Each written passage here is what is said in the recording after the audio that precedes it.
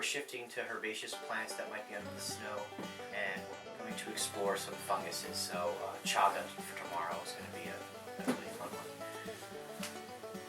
In all of these, there are different ways to administer the phytochemical constituents or the medicinal properties of each of these plants so that they give us the best benefit in the safest manner.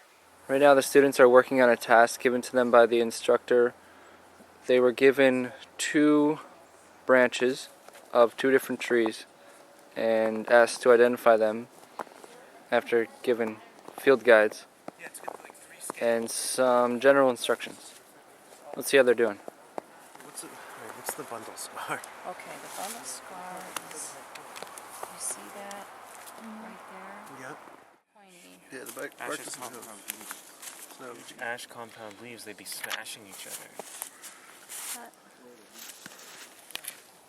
So if this is opposite, is this opposite? No. Ours. Those are the bundle scars. This used to be the bud, this terminal bump. You have no buds. It's an old branch, it's been down for a couple years. It smells like building wood. I don't smell anything. I still can't smell anything. Well, the bud here is huge, and then it's got these little dinky bud scales that don't look like ours. Yeah. This is the wrong piece because And we see how the bud scar clasps around the stem? Yeah, we don't have that. Does that do that here? So, bud scales are paired, salvated. Wait, let me see the piece I've been chewing on. Hey, it sort of does do that. Those are lenticels. They are. So they are the orange colored. Alright, so let's go back here. We're gonna stuff these into little mason jars and make a tincture out of them. Okay. Okay? Usnea. Sage green usnea. Yeah. Really carefully. Right inside. Oh, Yeah. wow.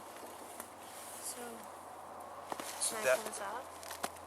See what's inside? Yeah, because you said you can still have the nut at the bottom, right? Right. So at the end of each one of these scales, Yeah. you're gonna have 2 nuts if they're not rotten. These are too far gone.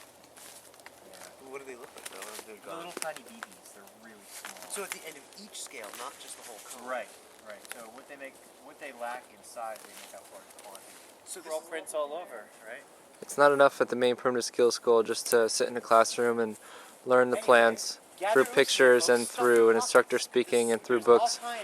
We get our students outside, we get them touching the plants and smelling the plants, working with the plants. Right now they're collecting usnea, which is a lichen also known as old man's beard, to make a tincture.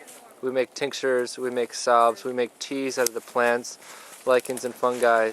When you come to a foraging class at the Maine Primitive Skills School, the field time compared to the classroom time will be split about 60-40, with about 60% of the time you'll be in the field, immersed in the environment that we've talked about inside the classroom. We'll be exploring different species of plants.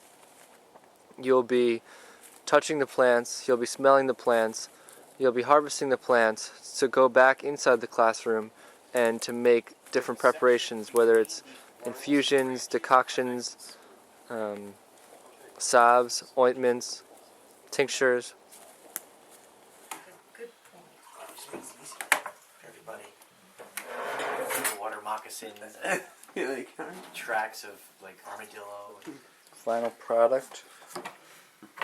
Overflowing out of the mug, some white pine inner bark.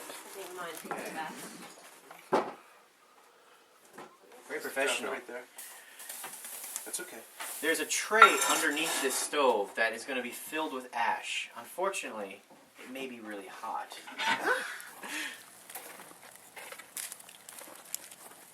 Okay, there's a nice leaf. Might as well take that one. So there's a nice leaf. Maybe we should wash that off. Brush that off. Yeah. A quick rinse doesn't hurt. Yeah. I don't want to have I mean, you could probably grab another leaf from that plant out there. I just was being conservative. It's not smoky at all. In fact, you'll breathe it in, and you'll think maybe it went out or something, because you breathe out and it almost seems like nothing's coming out, except that your airways are open. It's a very odd experience. Counter to anything else if you've been through any of the other smoking mixtures, you know. Wait, that's it? That's it. That's it. Until tomorrow morning. Generally speaking, the more you have to do to prepare that food, i.e. subjected to heat through boiling or steaming, the more nutrients are going to be lost. So if you gather a bunch of fiddleheads in the spring and then stick them in a bag and freeze them, and then take them out in the fall and then boil them and then put butter on them, you're not going to get as many nutrients as if you were to eat them raw. The exception is in drying. Most herbaceous plants will become more powerful as you dry them, and the reason is there's less water in them. So per weight, you'll have more concentrations of the phytochemicals that we're going to use as a sedative, or to stimulate our digestive fluids, or to increase peristalsis, or promote sweating, or use to stop bleeding through either astringency or styptic action.